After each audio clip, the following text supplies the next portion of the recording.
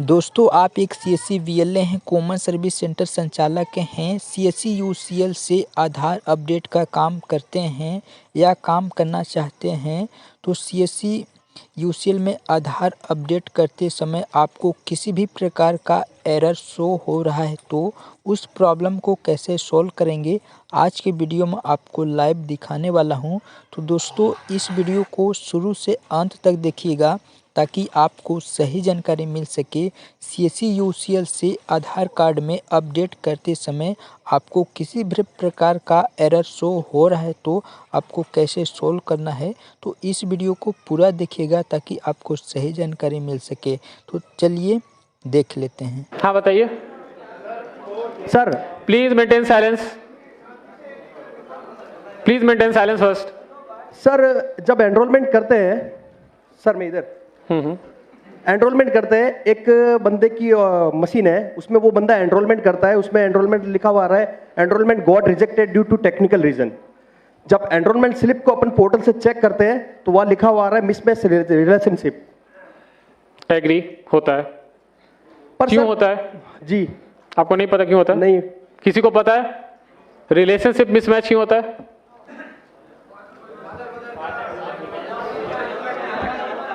बता दिया आंसर। नहीं सर, उस बंदे का पर्टिकुलरली 16 स्लिप सेम कंडीशन में रिजेक्ट हुआ है और आज तक 16 एनरोलमेंट ही किए उसने, सारे रिजेक्ट हो रहे हैं। वो एचओ बेस्ड एनरोलमेंट है? नहीं, मोबाइल नंबर अपडेट हो रहा है सर। मोबाइल नंबर अपडेट है? Only mobile number update sir. एक मिनट मेंटेन साइलेंस।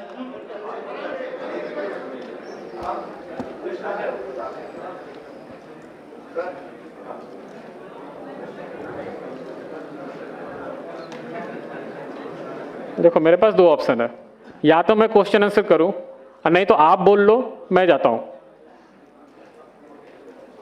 मेरे पास नॉलेज है, इंफॉर्मेशन अगर आपको चाहिए तो ठीक है, नहीं चाहिए तो जैसे सिस्टम चल रहा हो चलता ही रहेगा, कुछ भी कर लो, आप सुधार नहीं सकते। एक क्वेश्चन है, क्वेश्चन 1 बाय 1 कीजिए, उसको एड्रेस करेंगे तो शायद जिसको नहीं पता उसको भी समझ में आएगा कि वो ऐसा प्रॉब्लम है, शायद मेरे लिए भी वो न्यू लर्निंग कर्व हो। एक साथ क्वेश्चन पूछोगे तो ना मुझे समझ में आएगा ना मैं किसी का आंसर दे सकता हूं। हाँ, आप बोल रहे थे कि एचओए बेस्ड एनरोलमेंट नहीं है, बट वो मोबाइल नंबर अपडेट में बार बार इनकरेक्ट रिलेशनशिप में रिजेक्ट हो रहा है। जी सर। ठीक है, ये रिजेक्शन कोड गलत पिक कर रहा है, वो रिजेक्शन कोड नहीं होगा, वो गलत सेडा से पिक हो रहा है। या ईआईडी कुछ सैंपल आप निकाल के भेज देना रीजनल ऑफिस को, वो एनालिसिस करके आपको वापस बता। सर मैंने टेक सपोर्ट पे मेल किया था। टेक सपोर्ट नहीं, आप रीजनल ऑफिस अप्रोच कीजिए, रीजनल ऑफिस को बोलिए कि ये कुछ सैंपल ईआईडीज है 5-6 जो कि इस एरर कैटेगरी में रिजेक्ट हो रहे हैं, जो कि सिर्फ मोबाइल अपडेट है। सर उस पर्टिकुलर उस ऑपरेटर का ही हो रहा है। एग्जैक्टली यही मैं बोल रहा हूँ कि किसी एक पर्टिकुलर एक सिनेरियोज में हो रहा है ना, तो उस सिनेरियोज का एक एनालिसिस करना पड़ेगा जो आपको रीजनल ऑफिस जो कि आपको उसका हेल्प करेगी। रीजनल ऑफिस के पास आप अपना एक केस ना आप रिटर्न में दे दो, हम एक बार रीजनल ऑफिस से बात करके आप इस पे रिवर्ट करें। Thank you sir, thank you. लिख लीजिए इसको। ठीक है, नेक्स्ट क्वेश्चन। माइक दीजिए उनको। एक minute. Hello, please maintain silence. नमस्ते सर, मैं Nagpur Maharashtra. Maintain silence please. सुनो आराम से, अगर क्वेश्चन आंसर होना है तो सब लोग शांति से बैठेंगे, जो बोलेगा वो बोलेगा। एक आदमी है, हाथ उठा दो, देख लेता है, एक एक करके पहुंचेंगे। 500 में सबको मौका नहीं मिलेगा, 2 4 10 सवाल जरूर ले लिए जाएंगे, जिसका ज्यादा रिलेवेंट है वो अच्छा है, बट किसी सवाल पे सबको हल्ला करने की कोई जरूरत नहीं। सुनो, इसीलिए है क्योंकि सीखने के लिए और समझने के लिए बुलाया गया है। जो तुम्हारे इश्यूज हैं वो सुन रहे हैं, समझ रहे हैं, जो यहाँ सॉल्यूशन नहीं होगा वो सॉल्यूशन हम नोट करवा करके बैक से बात कर लेंगे, बट एक एक कर करके बोलो, सब बोलोगे तो कुछ भी नहीं होगा। चलो जी हाँ बताइए। नमस्ते सर, मैं नागपुर महाराष्ट्र से हूँ। मेरा क्वेश्चन एड्रेस चेंज से रिलेटेड है। एड्रेस चेंज में पहले son of, daughter of, care of, इस तरह के 3 ऑप्शंस आते थे। आजकल सिर्फ केयर ऑफ का ऑप्शन आता है। बिल्कुल, क्योंकि तो हमने वो ऑप्शन हटा दिया है ईसीएमपी से ही, क्योंकि अब जो डॉटर ऑफ, जो केयर ऑफ सेक्शन है, उसको हम उसी में एक ही में इंक्लूड कर रहे हैं। अगर आप लिखोगे डॉटर ऑफ समथिंग तो वो आप आधार को ना एज ए पीओ और डॉक्यूमेंट आप इस्टेब्लिश कर देते हो।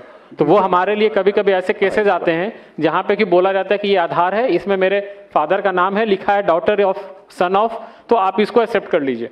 जी। ये जब प्रॉपर्टीज के जो ट्रांजेक्शंस होते हैं ना, वहाँ पे ये बहुत वाइटल रोल होता है, इसीलिए हमने उसको स्टैंडर्डाइज करके केयर ऑफ सेक्शन कर दिया है। दैट विल नॉट सिग्निफाई कि वो डॉटर ऑफ है, सन ऑफ है या क्या है, जस्ट केयर ऑफ, सबके लिए सिंपल एक रूल। जी सर, दिक्कत इसमें होता है ना, महाराष्ट्र में क्या होता है, first name middle name last name होता है, तो उसमें दिक्कत नहीं होती। कुछ लोग एमपी साइड से आते हैं, उसका नाम होता है अशोक कुमार और पिता का नाम होता है मुकेश कुमार, तो वो लोग साथ में नहीं लिखते, वो नाम में फर्स्ट नेम में ही लिखते हैं अशोक कुमार और फिर नीचे में सन ऑफ का ऑप्शन होता था, तो वहाँ मुकेश कुमार फिर एड्रेस स्टार्ट होता था। तो अभी साथ में लिखने के लिए उसके बाद डॉक्यूमेंट नहीं होता, उसके पास सिर्फ मुकेश कुमार का ही डॉक्यूमेंट रहेगा, पापा का नाम साथ में ऐड नहीं रहता उसके डॉक्यूमेंट में। नहीं, तो आप केयर ऑफ सेक्शन में ही उसको डाल दीजिए ना, मेरे पास तो रेस्पेक्टिव डॉक्यूमेंट आ गया ना उसका। जी जी। उनको क्यों चाहिए कि वो सन ऑफ ही लिखवाएं अपने आधार पे? तो क्योंकि वो नाम के साथ ऐड नहीं होता ना उनके पापा का नाम, वो साथ में सिर्फ फर्स्ट नेम और कुमार ऐड करवाते हैं बस। एग्जैक्टली वही मैं बोलना चाह रहा हूँ कि जो आप जो रेसिडेंट के इस पॉइंट ऑफ व्यू से सोच रहे हैं, आप आधार के पॉइंट ऑफ व्यू से सोचिए कि अगर मैंने ये लीनियंसी दी तो कल को कोई भी जो नेम अपडेट होता है, वो नेम अपडेट भी कोई एक आईडी प्रूफ दिखा के वो कर लेगा। जो एक पैन कार्ड दिखाएगा वो बोलेगा कि ऊपर मेरा नेम है, नीचे फादर नेम है, आप उसको पिक कर लो। मैं क्यों पिक करूं उस चीज को? इसीलिए हमने उसको स्टैंडर्डाइज कर दिया है कि नहीं, केयर ऑफ सेक्शन ही रहेगा। आप जो एनरोलमेंट स्लिप में आप डालोगे उसके कॉरेस्पॉन्डिंग जो डॉक्यूमेंट होगा वहां पे अगर उनका नाम होगा तो वेल एंड गुड है, नहीं होगा तो हम उसको रिजेक्ट करेंगे। जी। और सर एड्रेस से रिलेटेड एक और क्वेश्चन है, अगर इलेक्ट्रिसिटी बिल हम ऐड कर रहे हैं प्रूफ ऑफ रेसिडेंट में, सुनो बाकी लोगों को भी समय दो। सर सेम एड्रेस से रिलेटेड पूछ रहा हूँ। ठीक है, दूसरे लोग भी पूछ लेंगे। सर सर एक एरर आ रही है, हम अपडेट किया कहाँ से बोल रहे हैं? जी सर। हाँ सर आधार कार्ड अपडेट किया, 4 दिन बाद साइट पे स्टेटस चेक किया, आधार सक्सेसफुली अपडेटेड जनरेटेड, लेकिन डेटा उसका डाउनलोड कर रहे हैं तो पुराना ही डेटा उसका शो कर रहा है। बिल्कुल हो सकता है। आधार अपडेट होने के बाद जो मैंने एफएमएस तक आपको फ्रॉड मैनेजमेंट सिस्टम तक समझाया था, उसके बाद एक प्रोसेस होता है यूआईडी पिकर। यूआईडी पिकर में क्या होता है कि अगर न्यू इनरोलमेंट है तो एक 12 नंबर का रैंडम जो डिजिट है वो पिक करके उसके साथ एसोसिएट होगा, या फिर अगर अपडेट है तो उस नंबर के साथ उसको लिंक करके आधार जनरेट किया जाता है, जो कि बाद में XML फाइल जनरेट होता है। आधार आपका अपडेट हो गया है, लेकिन जब तक XML फाइल जनरेट नहीं होगा तब तक आप उसको डाउनलोड नहीं कर सकते। XML फाइल इज बेसिकली जो आपका लुक एंड फील होता है ना, जो आप डाउनलोड करते हैं उसको XML फाइल बोलते हैं। तो वो जब होगा तो फिर आप उसको डाउनलोड कर सकते हैं। 1 मिनट, कहाँ से? हाँ बताइए। वो कुछ बोलना चाह रहा था। हाँ बताओ। हाँ इधर।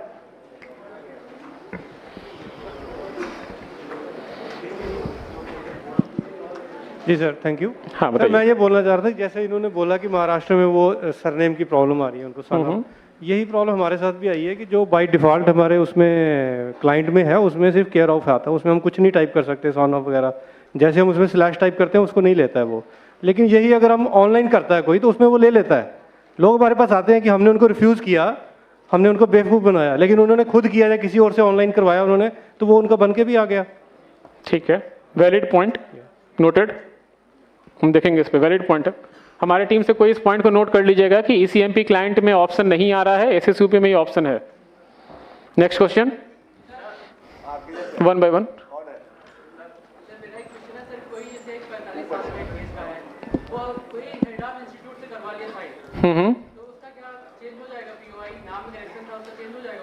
नहीं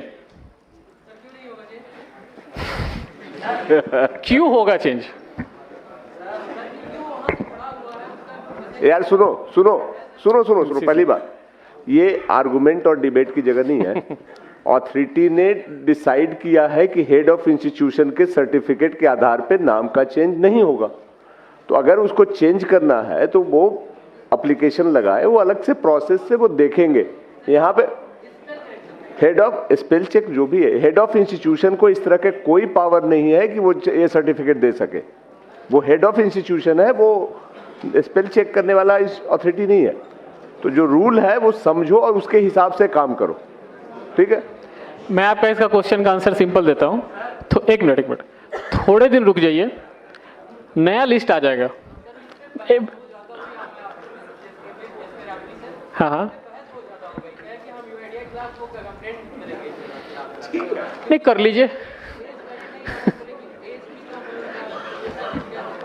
नहीं देखिए, आप ऐसे समझिए, हेड ऑफ द इंस्टीट्यूट है जो प्रिंसिपल, मैं इसे प्रिंसिपल मान के चलता हूँ।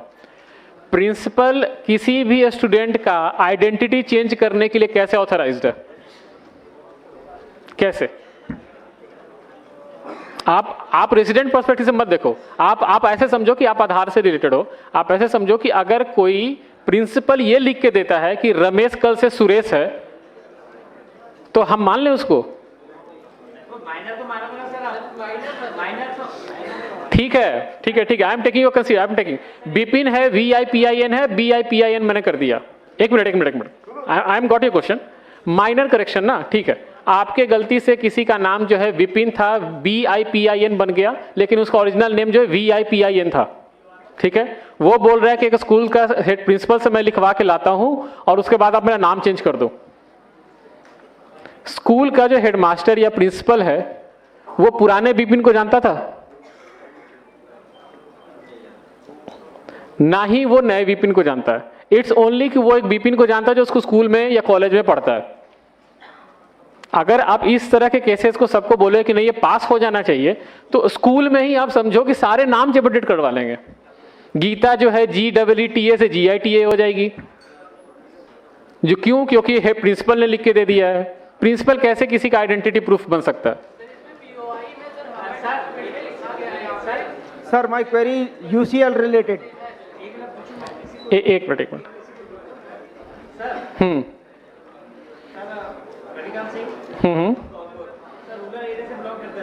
हाँ बताइए। बच्चा 6 क्लास में पढ़ रहा है, ठीक है। ऐसे पर उसके आधार में रिकॉर्ड है PRABIN, ठीक है सर। और डेट ऑफ बर्थ भी उसकी जो भी है एज पर स्कूल रिकॉर्ड है, उसका नाम है PRAGWN, ठीक है सर।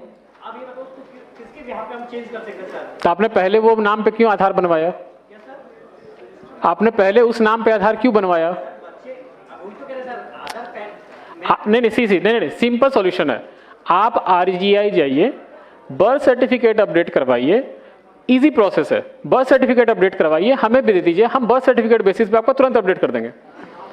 RGI जो ये गवर्नमेंट बॉडीज होती है, they are authorized to act as a POI। Principal headmaster नहीं ऑथराइज्ड हैं POI को प्रूफ करने के लिए। यार सुनो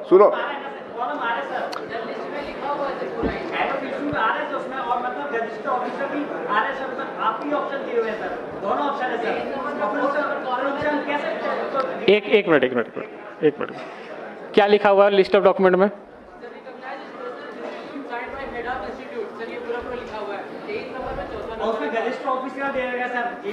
हमने, हाँ ठीक है। अब आप बोल रहे हो प्रिंसिपल का, मुझे पता कैसे चलेगा कोई प्रिंसिपल ग्रुप A ऑफिसर है? ग्रुप A ऑफिसर है, मुझे कैसे पता चलेगा?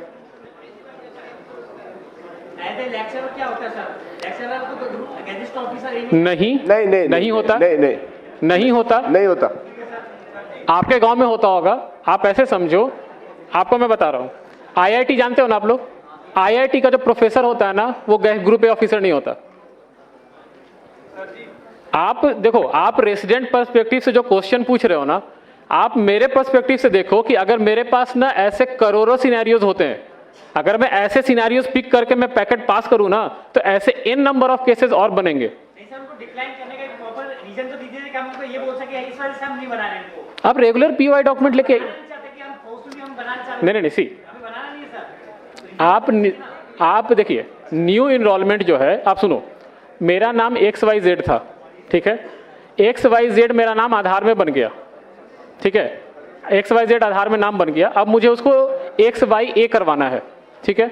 आप कोई भी रेगुलर POI डॉक्यूमेंट ले आइए, हम उसे अपडेट कर देंगे, लेकिन ऐसे डॉक्यूमेंट लेके मत आइए जो कि किसी का डिक्लेयर्ड होगा। अब एक सवाल इधर से ले रहे हैं। एक minute sir my query maintain silence first. हाँ सर बताइए। Sir maximum time of update 3 महीने 4 महीने तक होल्ड में रहता है और उसके बाद में अंडर प्रोसेस ही लिखा हुआ आता है, भले ही हमने केवल मोबाइल नंबर अपडेट किया हो। एग्री होता है। तो कोई सॉल्यूशन इसके लिए देखिए, ये जो है ये कोई इंटेंशनल प्रॉब्लम नहीं है। ये क्या होता है ना कि जब आप कोई कोई भी आधार को अपडेट करते हैं, आप वहां पे बताते हैं कि मोबाइल नंबर अपडेट है, लेकिन जो प्रोसेस है पूरा अपडेट होने का, वो प्रोसेस तो वो ट्रैवल करेगा। उसके बीच में कहीं पे भी उस पैकेट का स्ट्रक्चर खराब हो गया ड्यू टू टेक्निकल रीजंस, मैं मतलब टेक सेंटर में कुछ हुआ, हमने ECMP क्लाइंट वर्जन अपडेट कर दिया, या फिर कुछ ऐसे कुछ अपडेट आ गए, इसकी वजह से क्या होता है कि उसका रैंडम में बीच रास्ते में उसका पैकेट का स्ट्रक्चर खराब हो जाता है। वो उसको बार बार रिकॉल करता रहेगा कि पुराने वाले आइडेंटिटी पे, कभी कभी पास कर जाता है, कभी कभी वो अंडर प्रोसेस अटक जाता है, कभी कभी ये भी होता है कि आप ECMP से डालिए, वो अंडर प्रोसेस है, SSUP से डालिए, वो पास पहले निकल जाता है। कई बार कस्टमर के पास में रिजेक्ट का मैसेज आता है और जब डाउनलोड करते हैं तो सही से डाउनलोड हो जाता है। हाँ बिल्कुल, वो देखिए हमने क्या बोला कि हमारा जो सेडा सिस्टम है, सेडा सिस्टम पे हमने अपडेट कर दिया, जो पोर्टल है या रेसिडेंट को जो मैसेज जा रहा वहां अपडेट नहीं हुआ, लेकिन जो उसका XML फाइल है वो जनरेट हो गया, उस केस में उसका आधार अपडेट हो चुका है, वो डाउनलोड कर सकते हैं। लेकिन जो पोर्टल जो आप बात कर रहे हो अंडर प्रोसेस है, वो वहां पे अपडेट नहीं हुआ है। सर एक चीज, ये वाइस वर्सा भी हो सकता है। ECMP में पैकेट को चेक किया जा सकता है, जबकि UCL में हम चाहते हैं कि लास्ट में सबमिट करने से पहले एक बार हम पूरा व्यू करके देख लें कि हमने डाटा सही से अपडेट सही से डाटा डाला नहीं। सबमिट से पहले एक व्यू का ऑप्शन हो, रिव्यू का, तो उसमें सारी चीजें एक साथ दिख जाए, उसके बाद सबमिट हो। Valid point. टीम प्लीज इस पॉइंट को भी लिख लीजिए कि UCL में अगर UCL में जैसे ECMP में दिखता है, वैसे UCL में भी ऑप्शन होना चाहिए समराइज सबमिट करने से पहले, कि एक बार ऑपरेटर जो है चेक कर सकें कि इस इंफॉर्मेशन को डाला वो सही है या नहीं। वैलिड पॉइंट है, टीम इस पर नोट कर लीजिए। Thank you. एक सर लैंग्वेज चेंज का ऑप्शन नहीं होता यदि किसी UCL में यदि हमें किसी महाराष्ट्र वाले का डाटा अपडेट करना है, एड्रेस अपडेट करना है, उसके बाद में वैलिड डॉक्यूमेंट भी है, लेकिन हम उसे हिंदी लैंग्वेज में कन्वर्ट नहीं कर सकते, और महाराष्ट्रियन हमको आती नहीं है, कन्नड़ हमको आती नहीं है, केवल हम इंग्लिश में उसका डाटा अपडेट कर सकते हैं, लेकिन हिंदी में उसमें लोकल लैंग्वेज में क्या आ रहा है हम नहीं जानते। लोकल लैंग्वेज चेंज करने का ऑप्शन भी होना चाहिए ताकि हम हिंदी में उसका एड्रेस अपडेट कर सकें जो उसके वैलिड डॉक्यूमेंट में है। ठीक है, आपका क्वेश्चन का आंसर देंगे तिवारी जी, एक बार जाकर उनको आंसर दीजिए। नेक्स्ट क्वेश्चन पूछिए, आप जाकर उनको इन पर्सन आंसर दीजिए। UCL क्लाइंट जो होता है ऑनलाइन चलता है, और जो ECMP क्लाइंट होता है वो ऑफलाइन होता है। हम डेटा जो अपलोड करते हैं वो ऑनलाइन करते हैं, बट जो इनरोलमेंट न्यू या अपडेट करते हैं ऑफलाइन करते हैं ECMP क्लाइंट से। तो जो हमारा पहले आधार बन चुका है जिस लैंग्वेज में, उस लैंग्वेज को रेसिडेंट जब अपना थंब लगाता है तो डेटा फैच करके सिस्टम पर दिखाता है, और उसी डेटा पे हम जो है अपना अपडेट करते हैं। तो हमारा ओल्ड डेटा ऑलरेडी जब सिस्टम में रखा हुआ है और हमारा ऑथेंटिकेशन करके वो भेज रहा है, तो उसमें हम चेंज नहीं कर सकते हैं। आपको चेंज करने के लिए क्लाइंट के थ्रू अपलोड करेंगे तब जाकर चेंज होगा, क्योंकि आपका उसमें बायोमेट्रिक लिया जाएगा। UCL ऑनलाइन क्लाइंट चलता है। एक मिनट। UCL से रिलेटेड अगर क्वेश्चन है तिवारी जी, एक बार जाकर उनको इन पर्सन बताइए। दूसरा क्वेश्चन पूछिए कोई। एक minute, one at a time. Family है, उसके 5 मेंबर थे, तभी डॉक्यूमेंट अपडेट का ऑप्शन आया हुआ है। ठीक है, 1 मिनट साइलेंस प्लीज। मैंने उस फैमिली के 4 डॉक्यूमेंट अपडेट्स कर दिए। जो उनकी मदर है, उनका जैसे ही मैं डॉक्यूमेंट अपडेट के लिए फिंगर लगाता हूँ आधार नंबर डाल के, तो सिस्टम हैंग हो जाता है। वो कम से कम 5 बार ट्राई कर चुका हूँ मैं 1 महीने के अंदर, 5 बार सेम प्रोसेस हुआ है। उस पर्टिकुलर उस रेसिडेंट के साथ ही हो रहा है? हाँ, उसी के साथ हो रहा है। बायोमेट्रिक लेने का टाइम होता है? हाँ, जैसे बायोमेट्रिक लिया, फाइल आधार किया। वो इसीलिए हो रहा होगा कि लास्ट टाइम जो उनका आधार बना होगा या अपडेट हुआ होगा, बायोमेट्रिक का स्कोर सही नहीं होगा, और वो दोबारा जब आप अपडेट कर रहे हो तो बायोमेट्रिक मैच नहीं कर रहे, इसलिए सिस्टम आपको अलाउ नहीं करता है। उस रेसिडेंट का आप अलग से स्पेशल रिक्वेस्ट रेज कीजिए आरओ को, आरओ वहां पे बुला के उनको अपडेट करेंगे, आपसे नहीं होगा फिर। हाँ,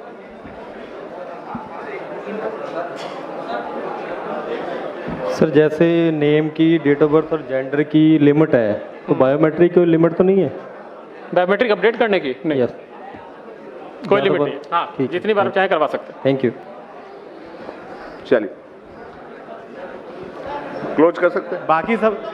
बाकी सवाल आप लोग अपने अपने लिख के दे दीजिए, हम लोग कलेक्ट कर लेंगे। हमारे ऑफिसर्स यहाँ पे हैं, दे विल कलेक्ट। आप एक काम कीजिए, देखिए सबका क्वेश्चन तो मैं नहीं ले सकता हूँ, जो मोटा मोटी क्वेश्चन था और जो एरर था वो मैंने आपको समझा दिया। मेरे पास एक क्वेश्चन भी आया कि डेटा प्रोसेस एरर में क्यों रिजेक्ट होता है, मैंने अभी बताया आपको कि डेटा प्रोसेस और जो टेक्निकल एरर्स है ये इसलिए इसका नाम रखा गया क्योंकि इसका जो एग्जैक्ट डिटेल्स है वो अगर मैं आपको समझाऊं या रेसिडेंट को समझाऊं तो नहीं समझ में आएगा।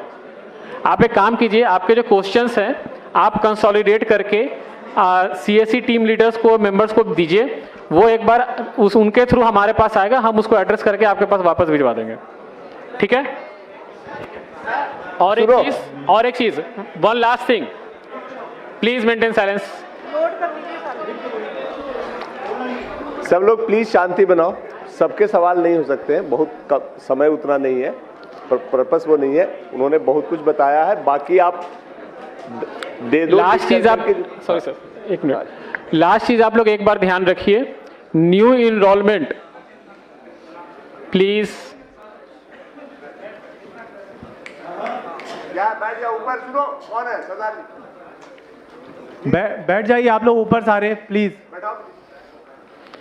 न्यू इनरोलमेंट जो मैंने पहले भी बोला था, मैं फिर से लास्ट में बोल रहा हूँ, न्यू इनरोलमेंट पे आप कोई लीनियंसी, कोई लिवरेज नहीं देंगे for the age group greater than 18 years.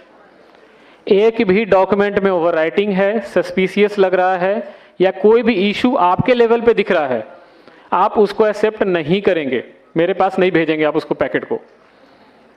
हमारे पास स्ट्रिक्ट ऑर्डर है from ministry of home affairs on the new enrollment, आप इस चीज को सीरियसली लीजिएगा। न्यू इनरोलमेंट में अगर क्यूसी में पास होता है, क्यूसी विल बी पेनलाइज्ड, और इनरोलमेंट ऑपरेटर अगर हमें भेज रहा है वो भी पेनलाइज होंगे और ज्यादा होंगे, क्योंकि अब जितने आधार बन गए हैं मैक्सिमम लोग आइडेंटिटी चेंज करवा रहे हैं, और आइडेंटिटी चेंज करने के लिए जो मैंने आपको बताया था स्टैंडर्ड सर्टिफिकेट मैक्सिमम लोग यूज कर रहे हैं। आप स्टैंडर्ड सर्टिफिकेट नहीं लोगे for the name change, gadget notification हो ना हो doesn't matter, standard certificate is not applicable. ये 2 पॉइंट आप ध्यान रखेंगे आगे से जब भी इनरोलमेंट या अपडेट कीजिएगा। Standard certificate for old POI और न्यू इनरोलमेंट में हर एक टैब्स में मुझे डॉक्यूमेंट चाहिए और वैलिड डॉक्यूमेंट चाहिए। क्लियर है? Yes, no? Okay, thank you and have a good day.